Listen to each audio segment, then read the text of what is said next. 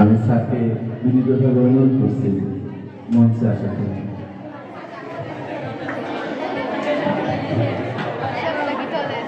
এসো হে বৈশাখ, এসো হে বৈশাখ। এই বৈশাখ আমাদের জীবনে বারবার ফিরে আসো, তাই না? আমি প্রথমে ধন্যবাদ জানাই শ্রদ্ধেয় স্যারকে আমাকে কথা বলার সুযোগ করে দেওয়ার জন্য। আজকে দাপলস দ্বিপাক্ষিক উচ্চ বিদ্যালয় ও কলেজ কর্তৃক আয়োজিত বাংলা নববর্ষ উপলক্ষে বর্ণাঢ্য শোভাযাত্রা ও সাংস্কৃতিক অনুষ্ঠান এবং আলোচনা সভায় উপস্থিত আছেন। আজকের অনুষ্ঠানে প্রধান অতিথি এবং বিশেষ অতিথিবৃন্দ এবং আজকের অনুষ্ঠানে সভাপতিত্ব করছেন দাপলস দ্বিপাক্ষিক উচ্চ বিদ্যালয় কলেজের অধ্যক্ষ জনাব আব্দুর রহিম স্যার এবং এখানে উপস্থিত আছেন আমার প্রিয় শিক্ষক মন্ডলী এবং আমার প্রিয় শিক্ষার্থীবৃন্দ। সবাইকে জানাই বাংলা নববর্ষের শুভেচ্ছা, শুভ নববর্ষ। বাংলা নববর্ষ পহেলা বৈশাখ বাঙালি জাতি একটি গুরুত্বপূর্ণ দিন।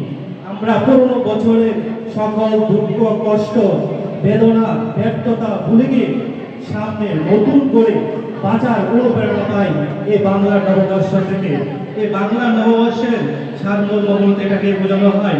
আজকে এই দিনে বিশেষ করে সারা বাংলাদেশে বিভিন্ন অনুষ্ঠানের আয়োজন করা হয়। বিশেষ করে মঙ্গল শোভাযাত্রা, হালকাতা, ষাঁড়ের লড়াই, মেলা, কাবাডি ইত্যাদি অনুষ্ঠান কিন্তু আয়োজন করা হয়ে থাকে। বিশেষ করে বাংলা নববর্ষের যে ঐতিহ্য আমাদের হচ্ছে পান্তা ইলিশ। যদিও আমরা পান্তা ইলিশ খেতে পাই না আমাদের নাগালের বাইরে, তারপরও আমরা কিন্তু পান্তা খেতে পারি। যদিও আমি আজকে নিজেও পান্তা খেয়ে এসেছি, সেটা ইলিশ মাছের সাথে নয়। প্রিয় শিক্ষার্থীবৃন্দ, আজকে এই বাংলা নববর্ষের সারমর্ম বোঝাতে গেলে বোঝানো যায় যে এই বাংলা নববর্ষে আমরা দেখেছি গ্রামগঞ্জে বিভিন্ন মেলার আয়োজন করা হয়। বৈশাখী মেলা, সেখানে নাগর দোলা থাকে এবং বিভিন্ন ধরনের অনুষ্ঠানের আয়োজন করা হয় এবং আমাদের গ্রাম বাংলার যুবক যুবতী সবাই মিলে সে মেলাতে ঘুরতে যায়। ছেলেরা পাঞ্জাবি পরে এবং মেয়েরা বিভিন্ন রঙের শাড়ি পরে সে মেলাতে ঘুরতে যায়, যেটা আমরা আজকে আমাদের দাপলস দ্বিপাক্ষিক উচ্চ বিদ্যালয়ে দেখতে পেলাম। সেই ঐতিহ্য, বাংলার সেই ঐতিহ্যকে এই বাংলা নববর্ষের একটা ইতিহাস কিন্তু আমাদের রয়ে যায়।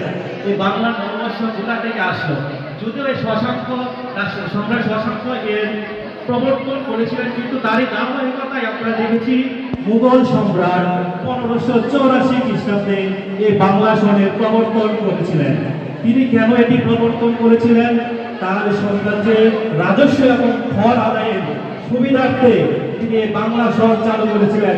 বছর শেষে চৈত্র মাসে তার প্রজারা যখন কর দিত, রাজস্ব দিত, তারপর জমিদার এবং সম্রাটদের পক্ষ থেকে প্রজাদেরকে মিষ্টি বিতরণ করা হতো এবং এই দিনটিকে উদযাপন করা হতো। প্রিয় শিক্ষার্থীবৃন্দ, আমরা আশা করি তোমরা এই বাংলা নববর্ষকে ধারণ করবে এবং সামনের দিকে এগিয়ে যাবে, তোমাদের স্বপ্ন পূরণের দিকে এগিয়ে যাবে। সবাইকে ধন্যবাদ জানিয়ে আমি আমার বক্তব্য এখানে শেষ করছি।